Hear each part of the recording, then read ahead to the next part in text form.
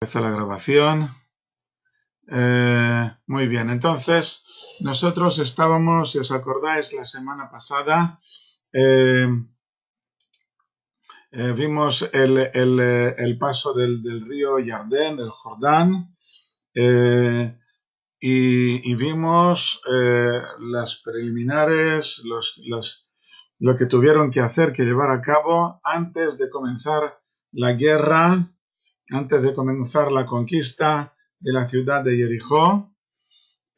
Vimos que atravesaron el río el día 10 del mes de Nisan.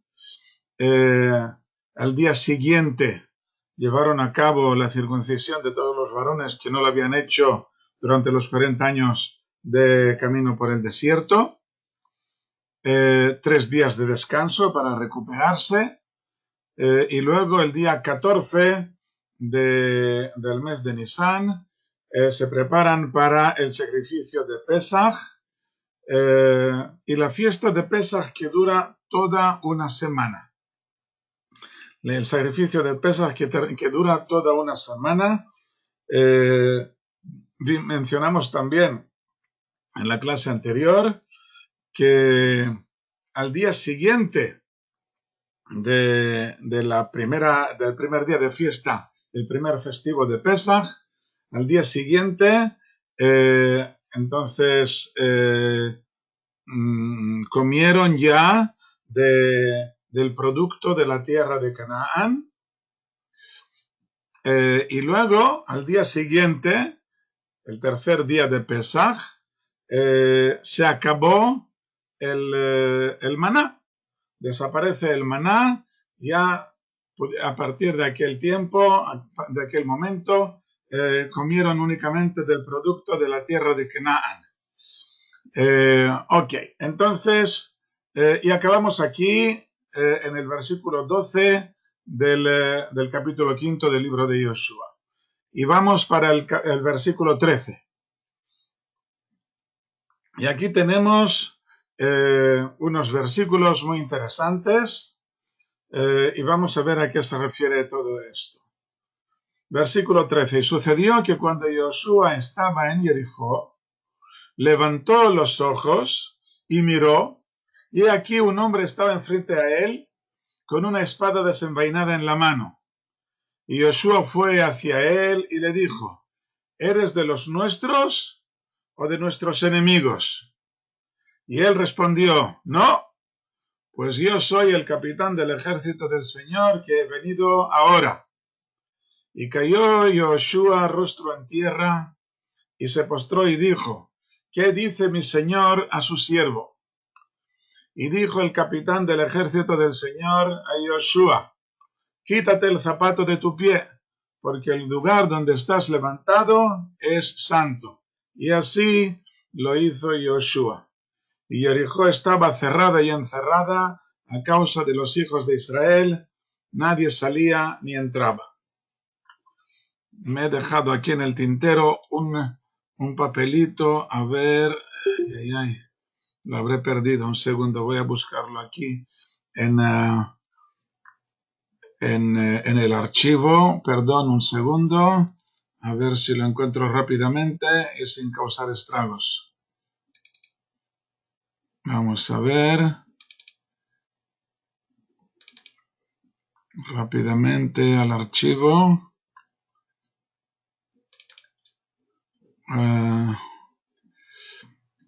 Y el archivo debe ser...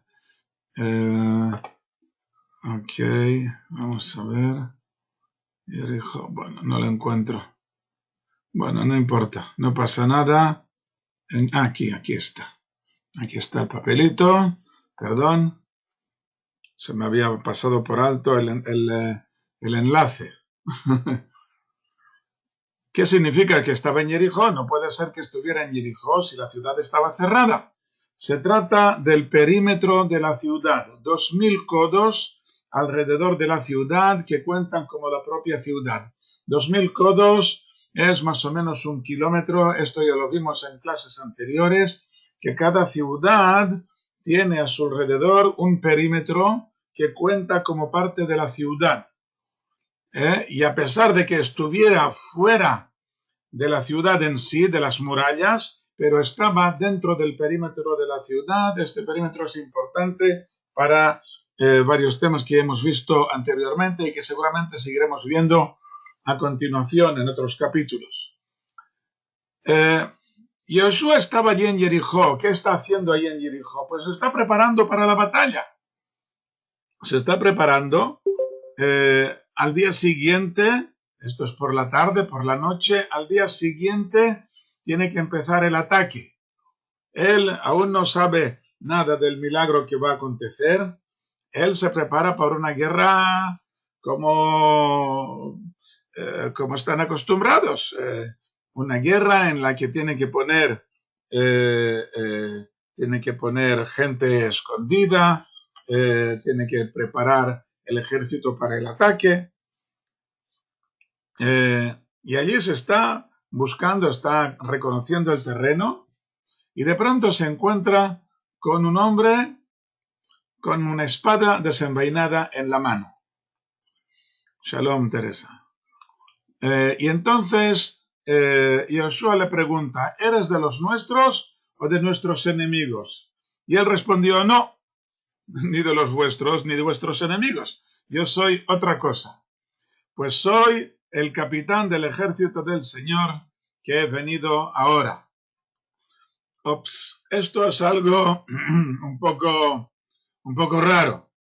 ¿Cómo que el capitán del ejército del Señor? ¿Qué pasa aquí? ¿Desde cuándo Dios tiene ejércitos?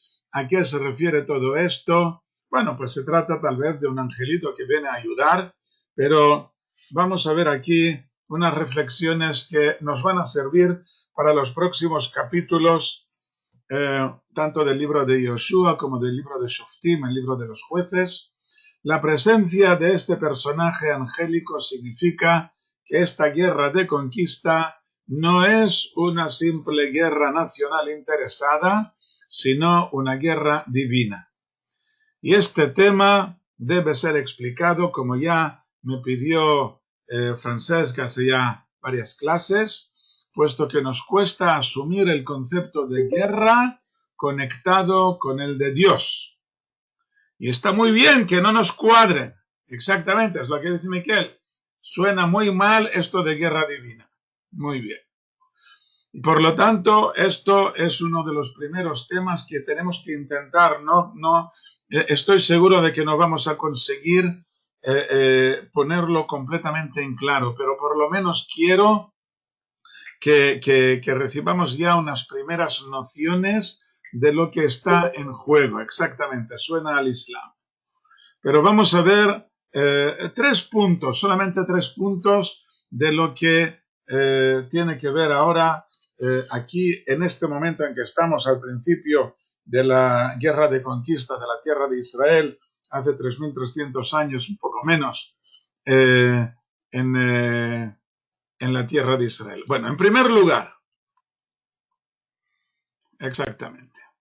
En primer lugar, debemos tener muy en cuenta que las nociones de moralidad que tenemos hoy en día se nutren principalmente de los conceptos cristianos que hablan de bondad divina y de misericordia, negando la faceta de justicia divina que consideran pasada de moda y que corresponde al modo de pensar de los judíos bárbaros primitivos, a pesar de que los cristianos hicieron uso muy extenso de la justicia divina en la Inquisición y es parte de las múltiples incongruencias de la doctrina cristiana.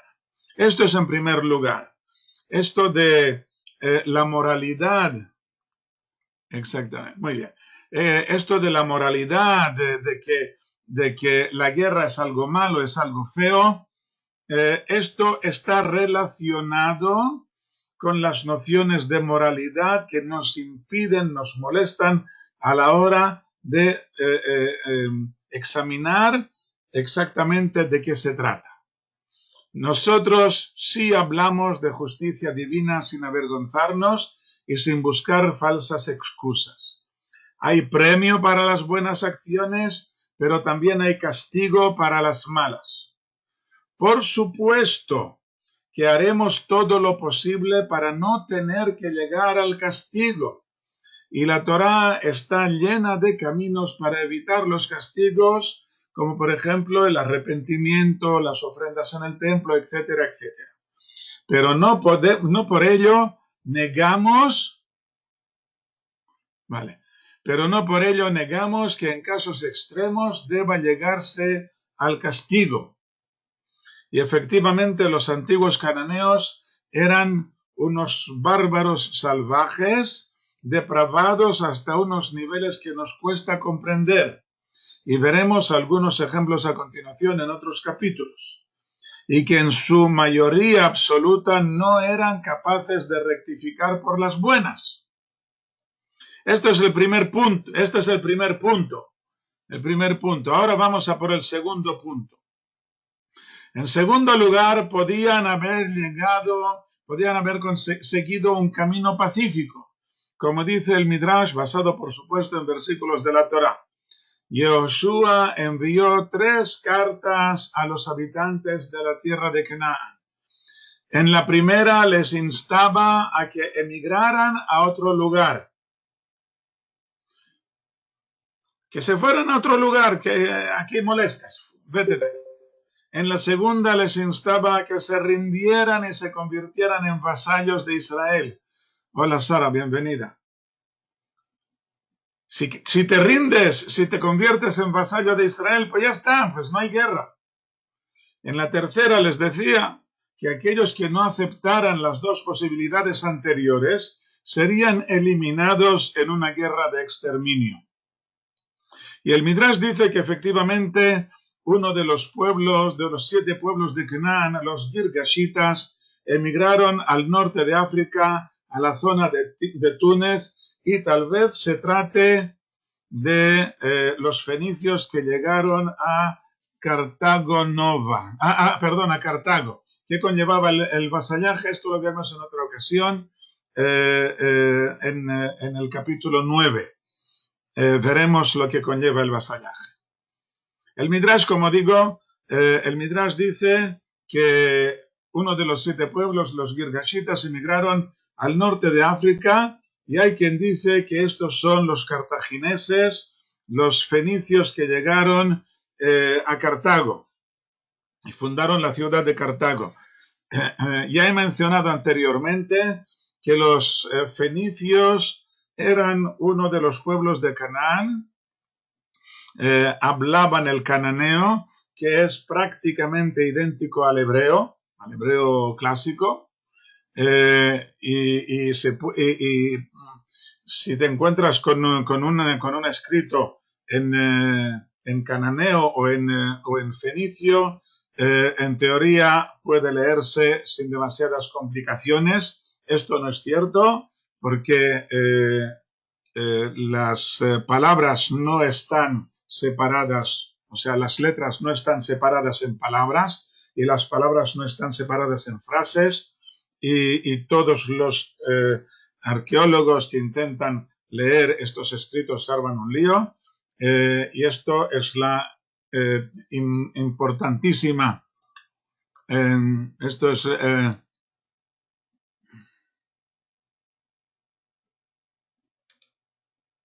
ok, pues Nico nos hace una buena pregunta, si es el concepto de justicia y proporcionalidad. ¿Es justo matar a una gente mayoritariamente malévola, aun si una minoría benévola es afectada? Ok, vale, estas preguntas son buenas, vamos a intentar verlas aquí a continuación. No sé si las veremos todas hoy, pero son buenas preguntas, y voy a intentar responder a estas preguntas. Ok. Esto es el segundo punto. El tercer punto es muy grave. El tercer punto no conviene publicarlo, pero no tenemos más remedio que estudiar y que conocerlo, pero ya digo que es muy... no suena bien. Este sí que no suena bien. También depende del nivel espiritual de Israel. si hubieran conservado el nivel espiritual más elevado del momento en que recibieron la Torá, antes del pecado del becerro de oro, los cananeos se hubieran rendido sin causar más problemas, deslumbrados por la extraordinaria naturaleza de este pueblo divino. Pero al pecar, demostraron los hijos de Israel que aún no habían conseguido desarrollar el potencial que tenían y, por supuesto, el enemigo aprovechó esta flaqueza para no rendirse y para presentar batalla, pensando que el Creador nos había abandonado. El milagro que vieron los enemigos cuando Israel cruzó el Jordán les hizo dudar de nuevo. Y el de la caída de las murallas de Jericó les asustó aún más, pero no lo suficiente como para hacerles cambiar de opinión. En el libro de Shoftim, el libro de Jueces, capítulo 3, veremos que dice lo siguiente: estos son los pueblos que dejó el Señor para probar con ellos a Israel. Que no, todos aquellos que no conocieron todas las guerras de Canaán, solo para que supieran las generaciones de los hijos de Israel, para enseñarles la guerra, solo que antes no las conocían. Estos dos versículos, dice Rashi, significan que si Israel no hubieran pecado, como veremos dentro de muy poco que ya caen en el primer pecado, hubieran podido terminar toda la conquista sin necesidad de guerras, para que vean lo que el pecado puede causar, para que vean, solo para que supieran las generaciones de los hijos de Israel, dice aquí, para que vean lo que el pecado puede causar, que por culpa de estos pecados que habéis cometido ahora no tenéis más remedio que pasar por las malas, por la guerra. Los descendientes ya no conocerán la posibilidad de guerras milagrosas contra los cananeos y con ellos, con estos descendientes, ya no hay más remedio que enseñarles las artes de la guerra. Y como ya digo, hubo una fase anterior en que no hubiera sido necesaria tampoco una guerra milagrosa si no hubiera sido por el pecado del becerro de oro. Este tercer capítulo, este tercer punto que he mencionado yo aquí, es muy grave porque en realidad está diciendo la guerra ha sido por nuestra culpa.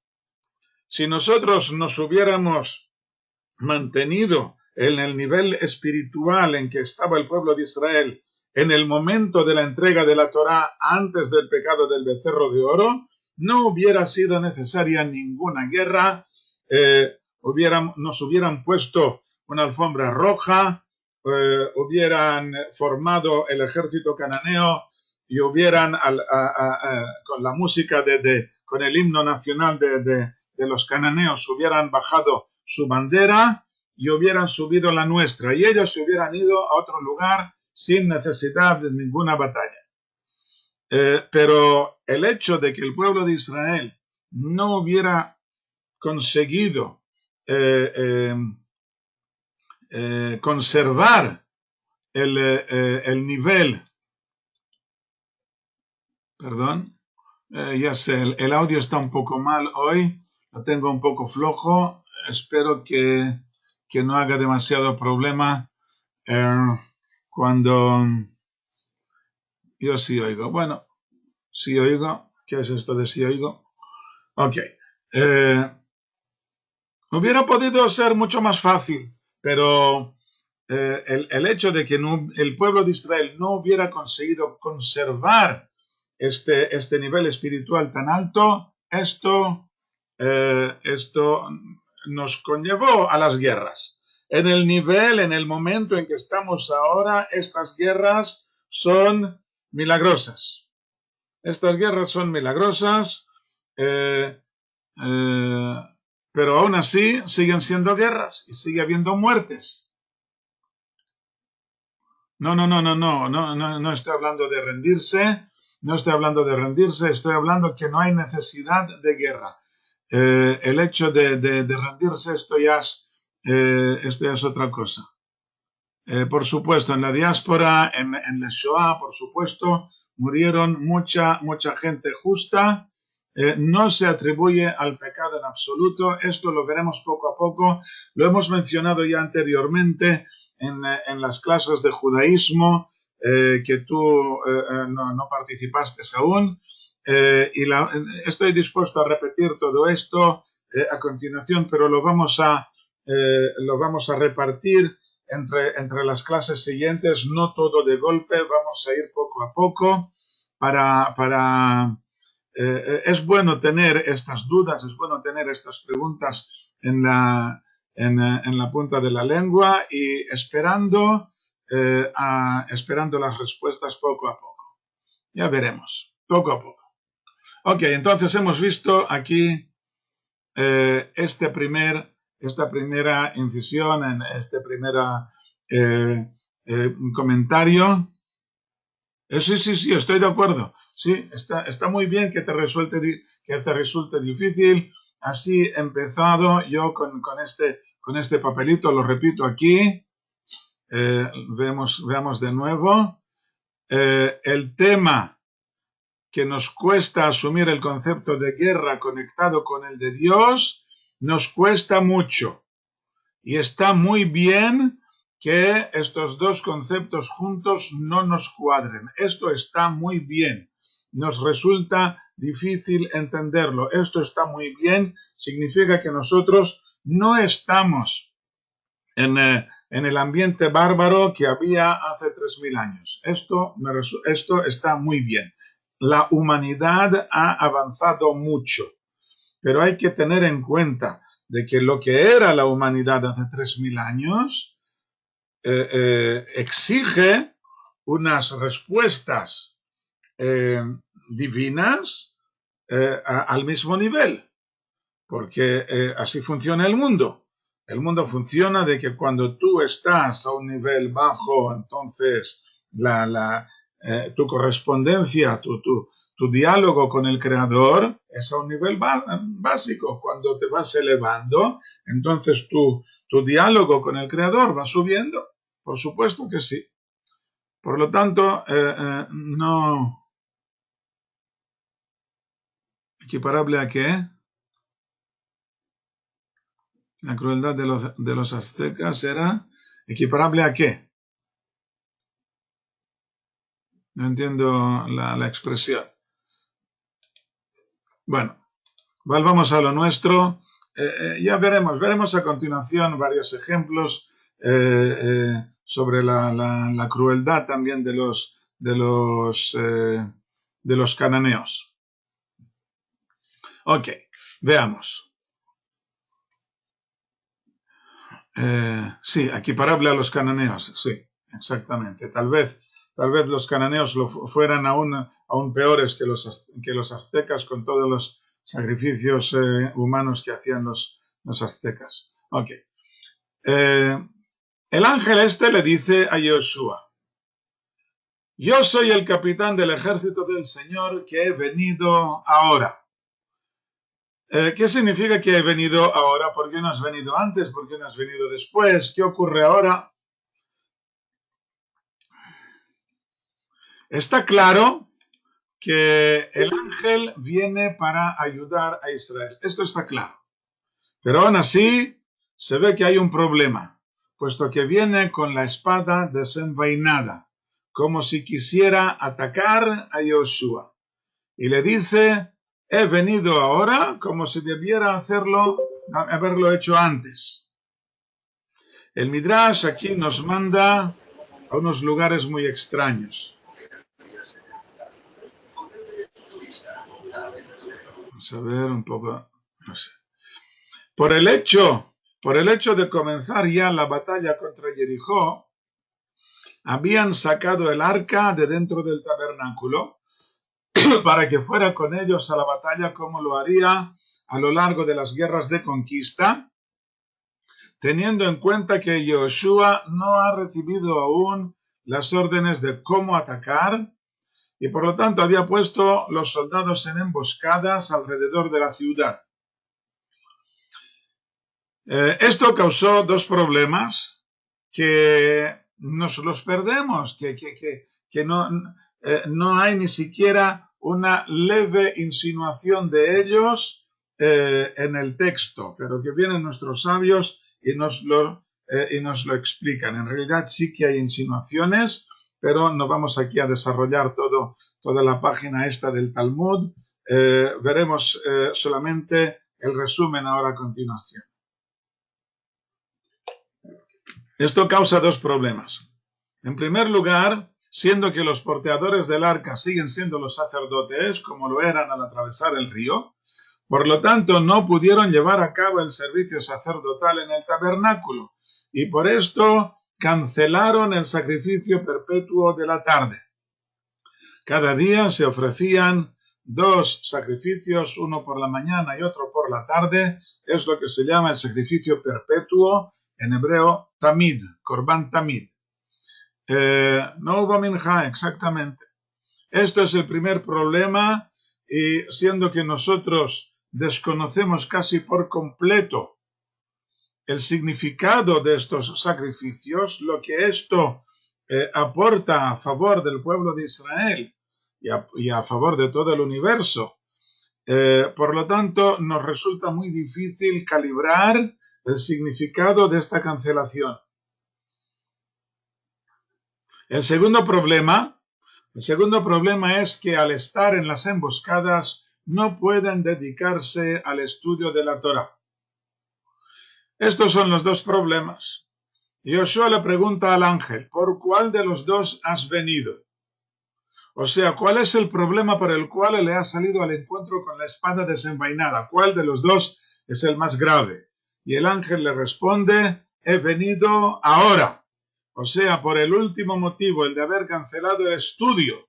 Esto es más grave que el cancelar el sacrificio perpetuo de la tarde en el tabernáculo. El estudio en aquel tiempo era público, o sea que se congregaban todos en un mismo lugar, y el maestro Yoshua, que nosotros ya vimos que era el responsable de la transmisión de la Torá oral, el maestro daba las claves básicas, y sus ayudantes, los sacerdotes y los levitas, se dedicaban a ampliarlas ante el resto del público. Si están ocupados de día en el trabajo o en las preparaciones para la guerra, por lo menos por la noche hay que dedicar varias horas al estudio.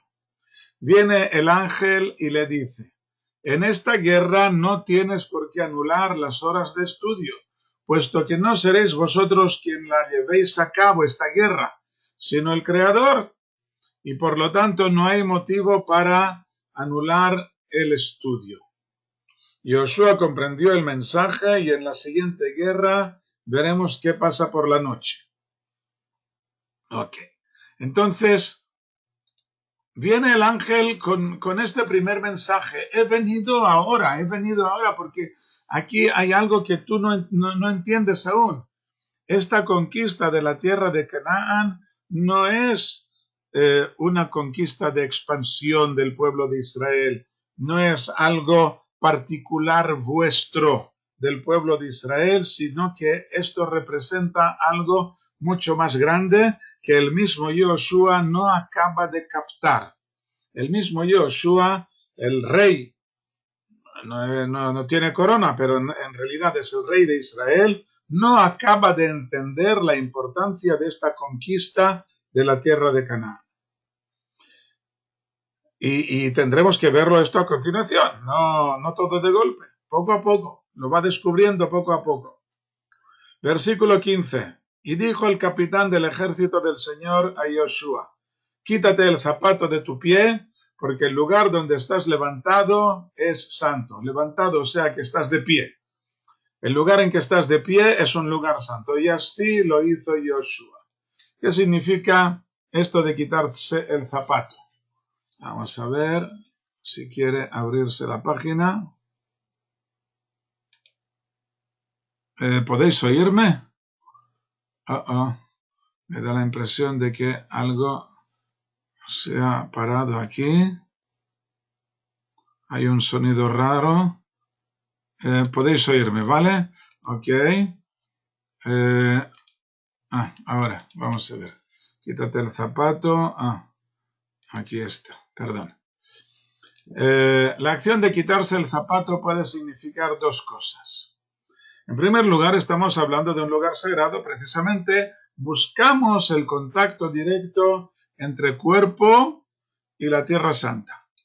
Los sacerdotes del templo debían ir descalzos por este mismo motivo, para que nada interrumpiera entre su cuerpo y el núcleo de la santidad. Al igual que no podían ponerse guantes para que sus manos tocaran directamente los objetos sagrados.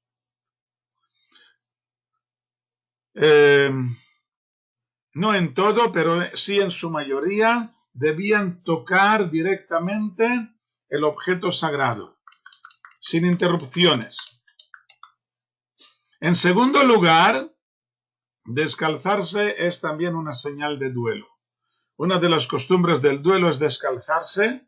Un Midrash dice que el ángel reprende a Yoshua por no lamentarse por la pérdida del maná, que está directamente relacionada con el estudio de la Torá, como vimos en la clase anterior, que el maná estaba directamente relacionada con el estudio de la Torá. Has perdido un nivel espiritual muy alto al dejar de comer el maná.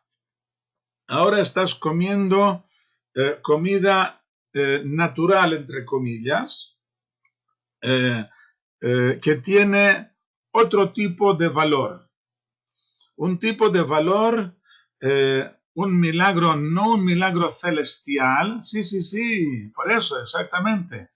En la tierra de Israel, el milagro no va a ser un milagro celestial, sino que va a ser un milagro terrenal.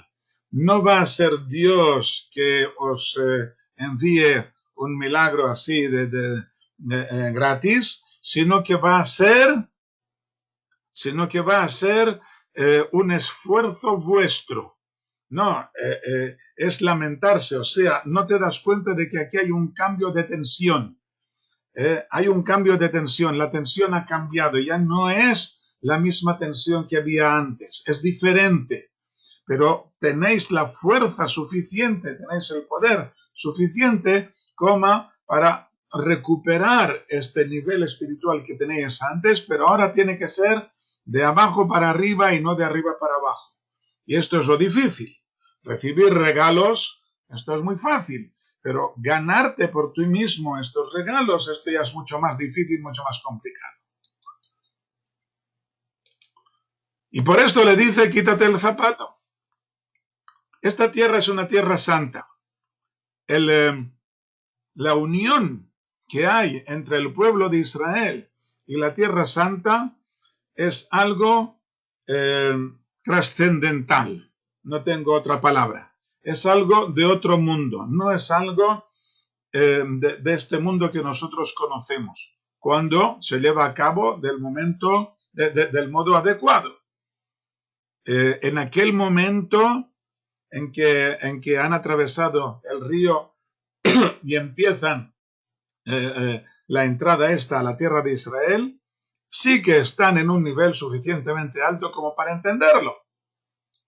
Pero Yoshua no lo entiende, porque no está acostumbrado a esto. Como todas las cosas, no hay más remedio que ir conociéndolas poco a poco. Capítulo 6, versículo 1. Jericó estaba cerrada y encerrada a causa de los hijos de Israel. Nadie salía ni entraba. Y el Señor dijo a Yoshua, mira, he entregado en tu mano a Jericó y a su rey, valientes guerreros. Rodearéis la ciudad de todos los hombres de guerra, abarcando la ciudad una vez. Así lo harás por 6 días. Y 7 sacerdotes llevarán 7 shofares de carnero delante del arca. Y al 7º día rodearéis la ciudad 7 veces, y los sacerdotes tocarán los shofares. Y sucederá al alargar con el cuerno de carnero, cuando oigáis el sonido del shofar, todo el pueblo gritará a gran voz y se caerá la muralla de la ciudad abajo. y el pueblo subirá, cada hombre derecho enfrente. Bueno, vamos a ver solamente esto de los shofares, algo que ya la mayoría ya conocemos, pero que conviene tenerlo en cuenta. De los cuernos del carnero se prepara el shofar, que en castellano se denomina corneta, que viene de cuerno, la corneta. Y estos son cuernos de carnero. Se pueden preparar shofares con los cuernos de diferentes cabras y antílopes. Para Rosh Hashanah, para el primer día del año, todos son válidos, menos el de vaca y de buey, por supuesto, por relacionarse con el pecado del becerro de oro.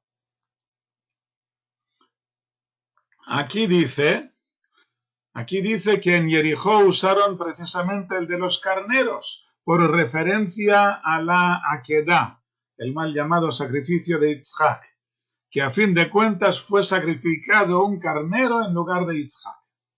Igualmente en Rosh Hashanah, aunque hemos dicho que todos los shofares son válidos, es preferible usar el shofar de carnero por el mismo motivo. Aquí veis otros dos ejemplos de cabra montés y de un ibex, no me acuerdo exactamente, no, el ibex es este de aquí arriba. De todos estos pueden hacerse shofares y está muy bien.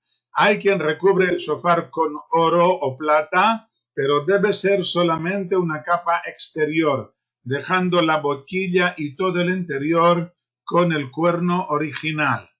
Puedes recubrirle solamente de por fuera, no de por dentro, ni tampoco la boquilla. La boquilla ha quedado aquí bien al descubierto y también la boca final, o sea, el otro extremo. Esto se deja así. Bueno, de todo esto, como ya digo, pueden hacerse shofares menos del buey y la vaca. Y aquí nos dice que tienen que ser precisamente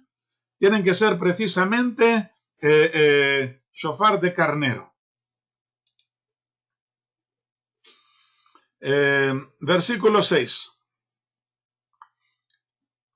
Y Yoshua bin Nun llamó a los sacerdotes y les dijo: tomad el arca del pacto, y que 7 sacerdotes lleven 7 shofares de carnero delante del arca del Señor.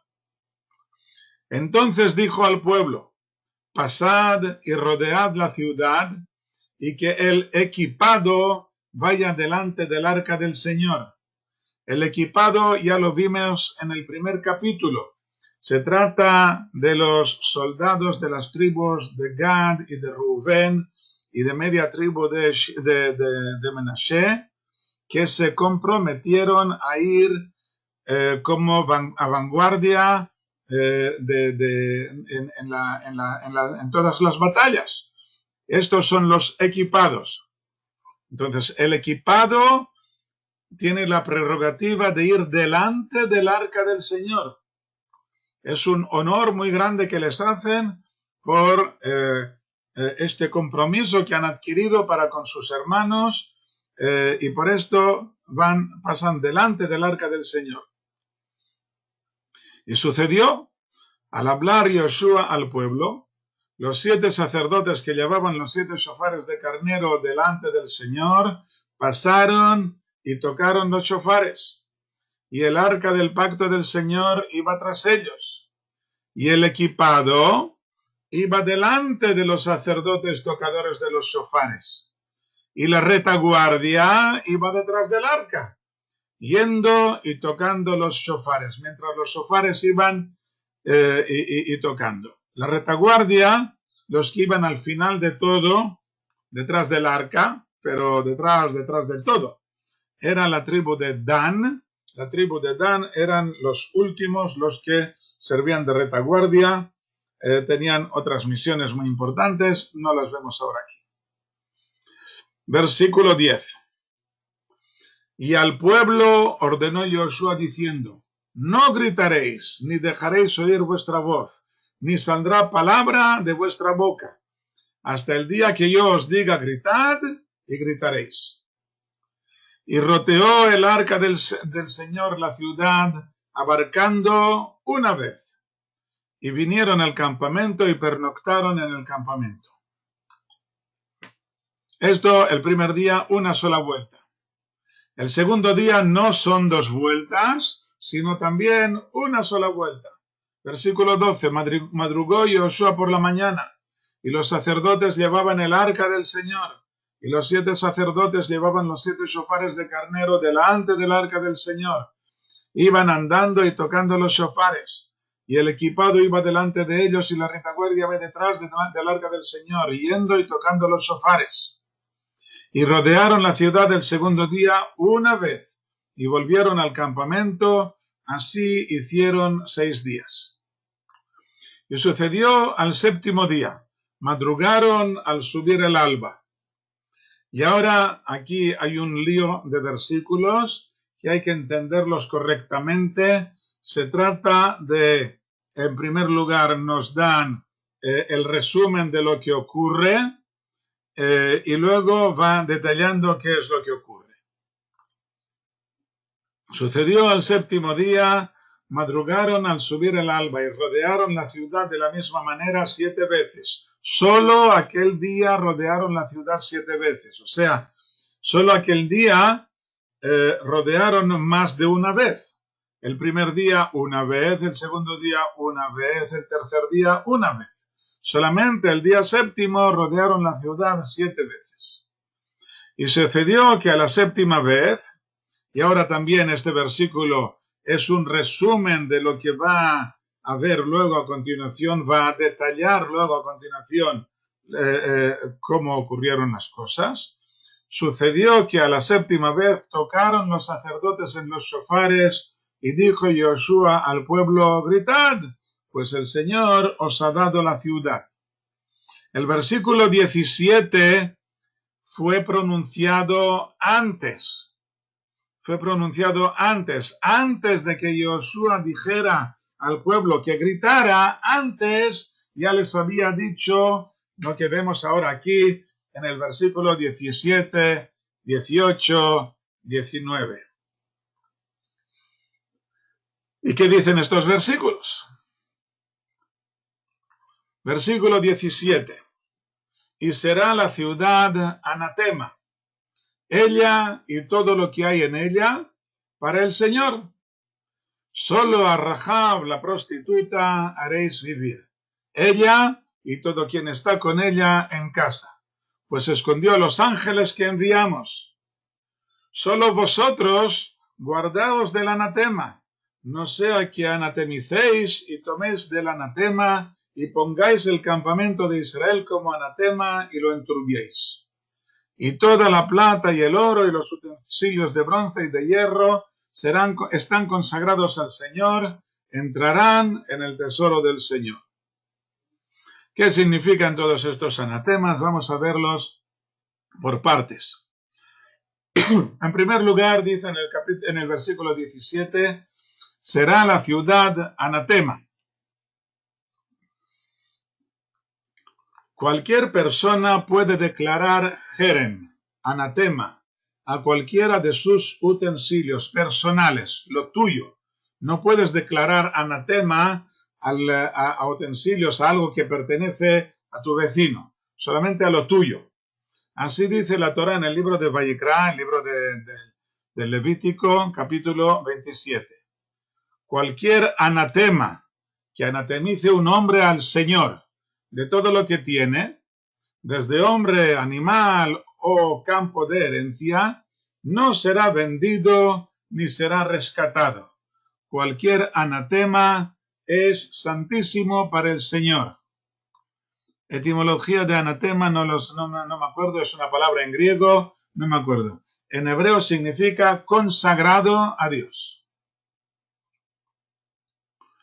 Cuando habla de que anatemice a un hombre o a un animal, se refiere a que puede consagrar sus esclavos, esto es el hombre, o sus animales o sus campos al servicio del tabernáculo, del templo, de modo que las ganancias pertenezcan al templo. El esclavo cananeo pasa a pertenecer al servicio del templo. O sea, son esclavos que el tesorero del templo va a usar del modo que le parezca correcto para el servicio del templo. Igual que los animales, si se trata de asnos, trabajarán para lo que el templo necesita. Y si son animales que pueden ser sacrificados, entonces los sacrificarán en el templo. Lo mismo con los campos. Los productos que crezcan pertenecen al tesoro del templo. Ahora, lo que hemos visto hasta ahora es el anatema. Mucha gente consagraba objetos al templo. Consagración es otro tipo muy parecido, pero aún así es diferente del anatema. En la consagración, cuando una persona consagraba objetos al templo, entonces el tesorero del templo hacía una subasta y vendía el objeto al mejor postor. No se lo quedaba el templo, sino que lo vendía en una subasta al mejor postor. El antiguo dueño también podía arrepentirse y rescatar lo que había consagrado, añadiendo una quinta parte de su valor, y si nadie apostaba mejor que él, entonces él lo recuperaba. Esto es recuperar o rescatar, en realidad es redimir. Podía redimir lo que había consagrado, añadiendo, pagando el valor que habían fijado y añadiendo una quinta parte de este valor. Una quinta parte que en realidad es una cuarta parte. Se añade un cuarto al valor original y este cuarto que hemos añadido es un quinto del total. Esto es una quinta parte del total. Y así se hacía. Por ejemplo, si un objeto valía 100 euros, entonces añadías 25 euros, pagabas 125 y con esto te devolvían, te rescatabas de nuevo el objeto. Ok, un momento, Miquel, ahora te contesto la pregunta. Cuando se trata de un anatema, dice el versículo que no puede venderse ni puede ser rescatado. Esta es la diferencia que hay entre una consagración y un anatema.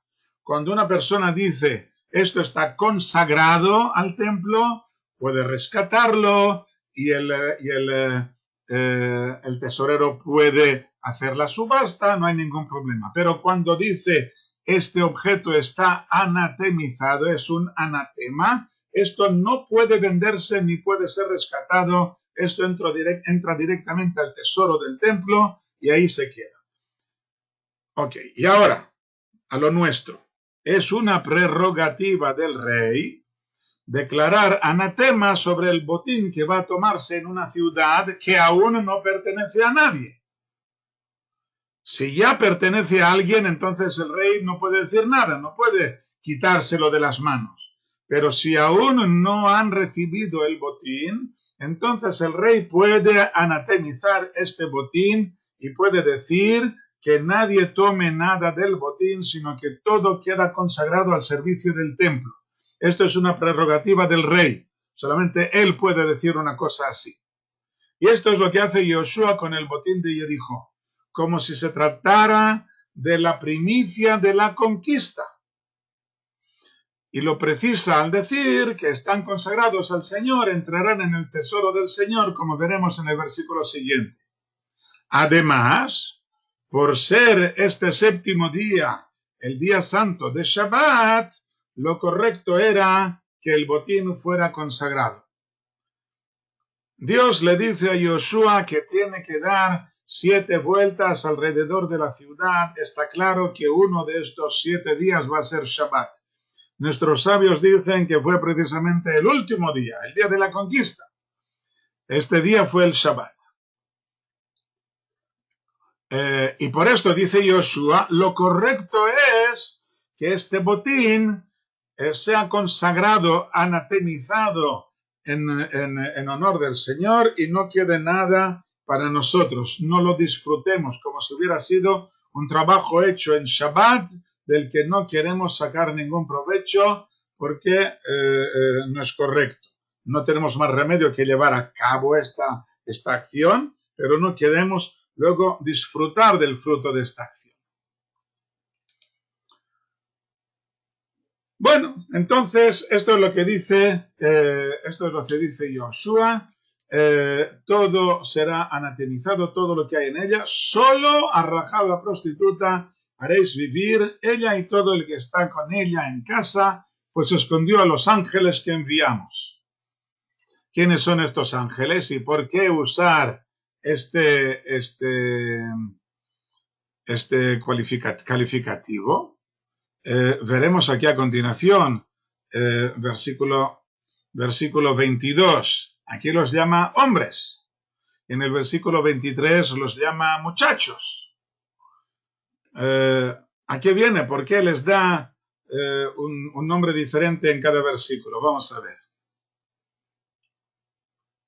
Está claro que se refiere a los emisarios. La palabra ángel del griego ángelos significa enviado o emisario. Pero en hebreo hay varias palabras, como en castellano. Y la usada aquí, malach, es la usada normalmente para los emisarios divinos. Y por esto yo he usado aquí también la palabra que en castellano se refiere principalmente a los emisarios divinos. En el versículo 23 veremos que los denomina muchachos, a pesar de que según nuestra tradición, que nos dan los nombres propios de cada uno de los dos que no aparecen en el texto, esto es una tradición oral, se trata de personas mayores. Caleb tenía ya casi 80 años, como veremos en el capítulo 14. Y Pinhas aparece en el censo hecho en el libro de Shemot, capítulo 6, antes de la salida de Egipto, por lo que tiene por lo menos 40 años y tal vez algunos más. O sea que no son muchachitos jóvenes. ¿Por qué los llama aquí muchachos? ¿Y por qué los llama ángeles en el versículo nuestro? Parece que el uso de estas palabras no es usual. En el texto bíblico no se usan sinónimos. Se repite la misma palabra una y otra vez, 1000 veces si es necesario, y no se ponen nunca sinónimos. Y cuando ves que cambia la palabra, está el cambio para que te fijes, para que te des cuenta y para que preguntes a qué viene este cambio. Los emisarios que llegaron a Jericó se metieron a sabiendas 2 veces en la boca del lobo. La primera, por el mero hecho de ir en una misión tan peligrosa en territorio enemigo y a pesar de su edad, se movieron con gran ligereza como unos muchachos para llevar a cabo su misión. Y por eso, en el versículo 23, los llama muchachos. La segunda, por entrar precisamente en casa de una prostituta, lugar que podría deteriorar notablemente sus virtudes como hombres justos, y cuando el texto les adjudica este adjetivo de ángeles y no otro, en realidad está proclamando que pasaron la prueba exitosamente, no se confundieron con esta mujer y no hubo problemas. Y por eso usa aquí la expresión esta de ángeles, de malach, cuando sabe usar perfectamente otros muchos nombres para hablar de los enviados. Continuemos, versículo 18. Solo vosotros, guardaos del anatema, no sea que anatemicéis y toméis del anatema y pongáis el campamento de Israel como anatema y lo enturbiéis. Me he hecho un lío, pues vamos a ver si lo aclaramos. Sí, pero era de los sacerdotes, no pertenecía a los soldados. Los soldados murieron, los que no eran soldados no murieron. Anatemicéis, aquí se refiere a que van a destruir por completo la ciudad, no a que vayan a consagrarla. Es un juego de palabras en hebreo que se debe a que los dos conceptos están muy relacionados pero no son idénticos. Destruir una ciudad conquistada o consagrar todo el botín al servicio divino. Esto, en realidad, la raíz es la misma, la palabra es la misma, pero tiene dos significados diferentes que están muy unidos, pero que aquí en este versículo son diferentes. Cuando vosotros vayáis a destruir la ciudad, no sea que cuando estéis destruyendo la ciudad toméis algo de lo que debe ser destruido, del anatema, y entonces pongáis el campamento de Israel como anatema. Esto vuelve a vosotros como un boomerang y lo enturbiéis. ¿Qué significa esto de enturbiar? El verbo ajar, enturbiar, se entiende como un charco de agua cristalina pero con fango en su base, que cuando alguien lo pisa toda el agua se enturbia por unos minutos hasta que el fango vuelve a posarse en el fondo y el agua vuelve a ser transparente. Veremos en el capítulo siguiente que este verbo reaparece junto con el adjetivo ajor, que significa turbio por este mismo motivo, y no vuelve a aparecer casi nunca más en todo el Tanaj. Son unas poquísimas veces y están aquí en estos dos capítulos uno detrás de otro.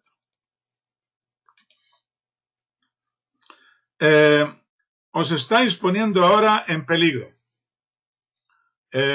Si tomáis del anatema, el campamento de Israel será anatemizado, estará puesto en peligro.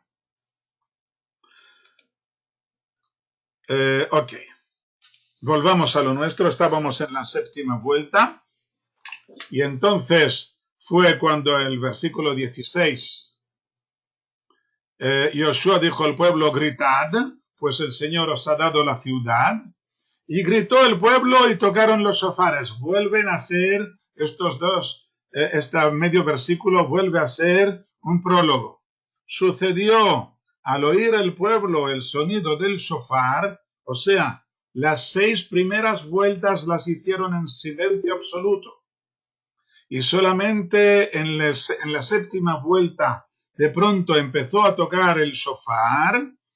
Y gritó el pueblo a gran voz y cayó la muralla abajo. Y el pueblo subió a la ciudad, cada hombre enfrente, y tomaron la ciudad.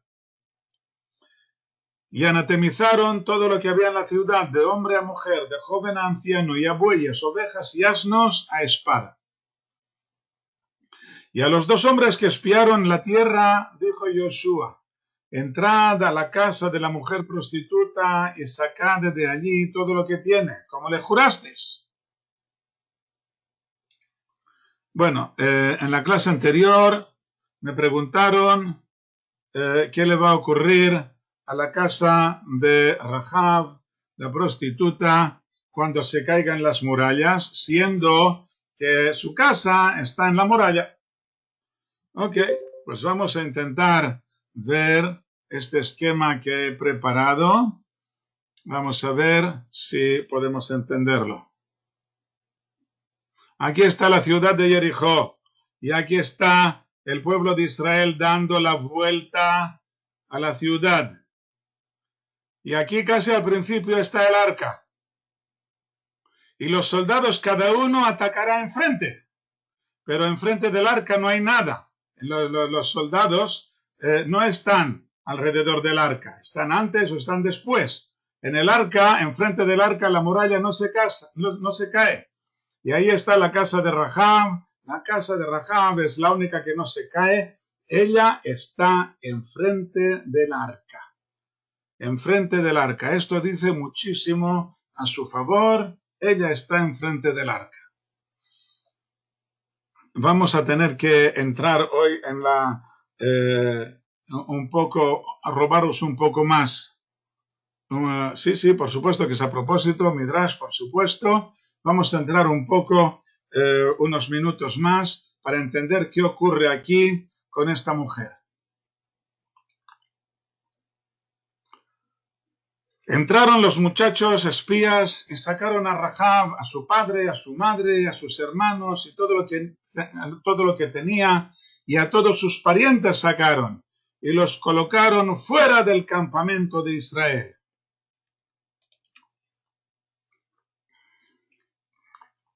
Los espías han salvado a Rahab, tal como le habían jurado, y con ella han salvado igualmente a su familia, y esto se convierte en un grave problema. El problema es que en el pacto que hizo con los espías incluyó a sus familiares. Los familiares, no habían demostrado ningún sentimiento positivo hacia el pueblo de Israel y pueden causar daño al pueblo en caso de entrar al campamento. Y por esto los colocaron fuera del campamento de Israel. No sois de los nuestros, los colocan fuera del campamento de Israel, a pesar de que sois familiares de esta señora que nos ayudó, pero os quedáis fuera, no por esto os convertís en parte del pueblo de Israel. Y la ciudad quemaron a fuego y a todo lo que había en ella había, solo la plata, el oro y los utensilios de bronce y de hierro pusieron en el tesoro del Señor, de la casa del Señor. Y a Rahab la prostituta, y a la casa de su padre, y todo lo que tenía, revivió Yehoshua y se estableció dentro de Israel hasta este día, pues escondió a los ángeles que envió Yehoshua a espiar a Jericó. El versículo 23 y el versículo 25 se pelean. El versículo 23 dice que hay que dejar a esta gente fuera. El versículo 25 dice que hay que meter a esta gente dentro. ¿Cuál es el motivo del versículo 25? El versículo 23 espero que lo hayamos entendido. Ahora vamos a por el versículo 25 y aquí hay cosas extraordinarias. Algunas son, no las diría yo en voz alta en algunos lugares, pero nosotros estamos estudiando Torá y cuando es Torá pues hay que estudiarla a fondo. Veamos lo que tengo aquí. Yehoshua se da cuenta de la personalidad de Rahab. Se trata de una mujer sumamente hermosa. Dice el Midrash, el Talmud Megilá, página 15, que hubo 4 bellísimas mujeres. Sará, Rahab, Abigail, la mujer de David, una de las mujeres de David, y Esther. Rahab era tan bella que con solo mencionar su nombre, aquellos que la conocían podían llegar al orgasmo. Pero no es esto lo que llama la atención de Yehoshua, puesto que esta espectacular belleza era solo uno de los aspectos que reflejaba una personalidad dominante. Por el hecho de tener la casa en la muralla y la ventana abierta fuera de la ciudad, se zafaba de la autoridad del rey de Jericó. Por su ventana entraban hombres de otras ciudades y no se veía limitada a los términos del lugar en que vivía. Su oficio estaba igualmente en los límites de la ilegalidad consentida, necesaria. Los recursos sexuales de la prostituta la ponen por encima de las normas sociales. Cierto que la sociedad cananea era una sociedad horrorosamente corrupta, pero oficialmente tenían sus leyes, sus normas de conducta, que todos intentaban burlar, pero que se ponían en peligro si eran atrapados. La prostituta baila sobre la cuerda floja de la ilegalidad deseada y consentida, y con esto se colocaba por encima de la potestad del rey. Su oficio la ponía en contacto con gente de todos los niveles sociales y con gente de otras ciudades que le permitían disfrutar de una perspectiva intelectual que el resto de la gente desconocía por completo. No estaba ligada a nada ni a nadie. Y esto también le permitía juzgar sin tapujos lo que ocurría a su alrededor.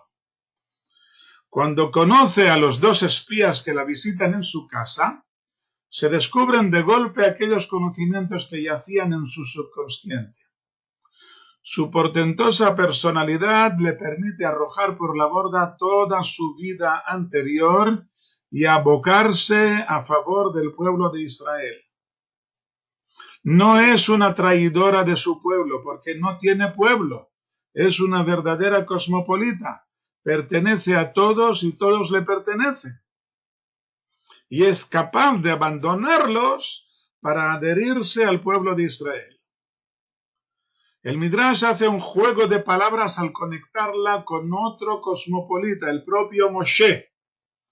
En ambas personas aparece el verbo esconder. La madre de Moshe escondió a su hijo durante 3 meses y Rahab escondió a los 2 espías. Se usa el mismo verbo que es casi las 2 únicas veces que aparece en todo el Tanaj. Y por lo tanto no tenemos más remedio que conectarlos.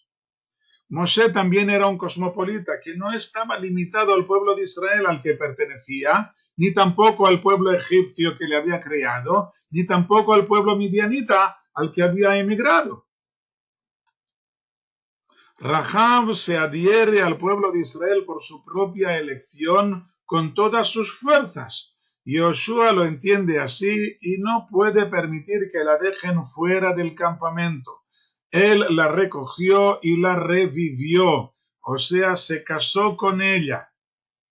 Y de esta unión por línea materna salieron 8 sacerdotes profetas, como ya vimos anteriormente. No se enamoró de la figura externa, de su belleza externa. Esto en todo caso lo hubiera dejado deslumbrado. No puedes ver una mujer así. Pero sí se enamora de su personalidad. Dios le había dicho que tenía que dejar vivir. En hebreo este verbo leachayot, hacer vivir a alguien, revivirlo, hacerle vivir. Esto implica darle vida.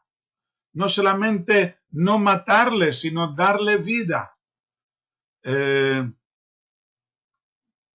Vamos a ver un segundo, un poco antes. No me acuerdo ahora dónde está. Está un poco antes. Tal vez la mujer de Potifar, tal vez quería unirse al pueblo de Israel. Dios había dado, aquí también lo dice, haréis vivir, o sea, darle vida, no solamente no quitarle la vida, sino añadirle vida. En realidad, Yoshua en el versículo 17 dice a los espías, vosotros habéis tenido el primer contacto con ella. Vosotros habéis tenido el primer contacto con ella. En realidad, vosotros tenéis preferencia. Si alguno de los dos quiere casarse con ella, vosotros tenéis preferencia. Porque vosotros habéis sido los primeros en tomar contacto, en conocerla. Por lo tanto, les está diciendo, os toca a vosotros.